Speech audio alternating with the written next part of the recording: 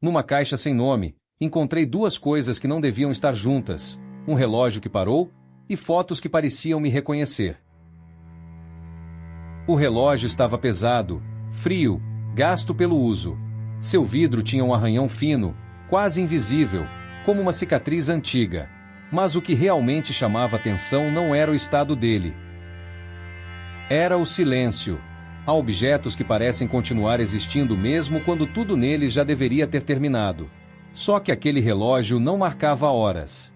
Marcava ausências. Ele tinha parado num instante impossível de ignorar. E, quando um relógio para, não é só o tempo que fica suspenso. A casa inteira muda de respiração. Em algumas famílias, parar os relógios era um gesto de luto. Uma forma de dizer, sem palavras, que algo irreversível havia acontecido. Como se o mundo precisasse respeitar aquele vazio. Foi então que encontrei as fotografias. Eram imagens pequenas, amareladas, guardadas sem cuidado, como se tivessem sido esquecidas apressadamente. Algumas tinham bordas onduladas. Outras, um brilho metálico na superfície, sinal de que o tempo também estava trabalhando sobre elas. Nenhuma estava legendada. Nenhum nome, nenhuma data, nenhum lugar. Só rostos, gestos, um pedaço de céu, uma mesa posta, uma criança de costas, uma mulher olhando para algo fora do quadro. A primeira pergunta não foi quem eram aquelas pessoas. Foi porque alguém tinha deixado que elas se perdessem assim. Fotos antigas têm esse poder estranho. Elas parecem simples, quase frágeis, mas carregam mais peso emocional do que qualquer imagem genérica. Uma fotografia pessoal não mostra apenas um momento. Ela abre uma passagem. Às vezes, basta uma dobra, um rosto, um objeto no canto, e a mente começa a procurar. Como se aquela imagem fosse uma pista deixada de propósito para quem ainda soubesse olhar.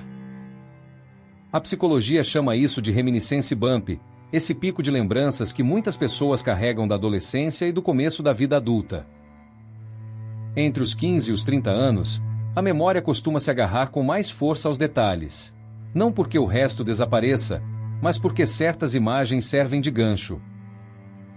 Uma foto, um relógio, um cheiro, e, de repente, algo encaixa.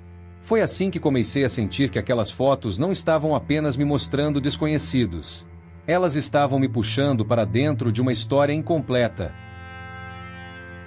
Em uma delas, vi um homem em frente a uma casa simples, segurando o braço de uma menina. Na outra, 3 pessoas sentadas em volta de uma mesa. Com o tipo de expressão que só existe quando a câmera interrompe um instante comum demais para ser lembrado, e ao mesmo tempo precioso demais para ser perdido. Havia uma festa de aniversário, um carro novo na garagem, um casal na praia, crianças na calçada, com joelhos sujos e a felicidade inteira no rosto. E, ainda assim, nenhuma legenda.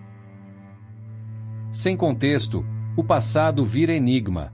Museus chamam essas imagens do cotidiano de fotografia vernacular, fotos feitas para a vida comum, não para virar arte. Elas nascem dentro de álbuns, gavetas, caixas de sapato, e, quando se separam do lugar de origem, perdem sua explicação. O retrato permanece, mas a história se retira. É como encontrar uma porta antiga sem saber mais para qual casa ela levava. Quanto mais eu olhava, mais percebia um detalhe cruel e belo ao mesmo tempo. O tempo não apaga tudo de uma vez. Ele desgasta. Ele amarela. Ele enfraquece. Ele transforma o papel em matéria quase transparente, o filme em fragilidade, a imagem em reflexo. Há arquivos que alertam, digitalizar ajuda, mas não substitui o original. Porque a memória não vive só na cópia. Ela vive no vínculo, na informação mínima, em saber quem estava ali, o que acontecia, onde foi e quando. Sem isso, a foto dura, a história, não. Foi nessa ausência que o relógio voltou a chamar minha atenção. Não porque ele funcionasse, mas porque ele parecia pertencer à mesma família daquele silêncio. Um relógio mecânico é uma pequena resistência contra o caos. Ele transforma energia em pequenos acontecimentos regulares. Um passo, outro passo. O escapamento libera o movimento em partes, e disso nasce o tic-tac. Parece simples, mas é uma máquina inteira insistindo em manter o ritmo, como se quisesse convencer o mundo de que ainda existe ordem. Aquele relógio não insistia mais. Ele cedia. E talvez por isso tenha me parecido tão próximo das fotografias. Porque as fotos também resistem. Elas seguram um instante quando tudo ao redor já mudou. Só que, ao contrário do relógio, elas não medem o que passa. Elas guardam o que quase se foi. São pequenas prisões de luz. Pequenos túmulos de instante. Pequenas promessas de permanência. Mas permanência não significa imobilidade. Ao longo da observação, notei que muitas imagens pareciam pertencer a um mesmo círculo de vida. A menina crescia em outra foto. O homem da casa simples reaparecia, já mais velho, com a postura levemente curvada. A mesa da festa mudava de lugar, depois de decoração, depois de gente. E, em algum ponto, a sequência se quebrava. Um rosto sumia. Uma cadeira ficava vazia.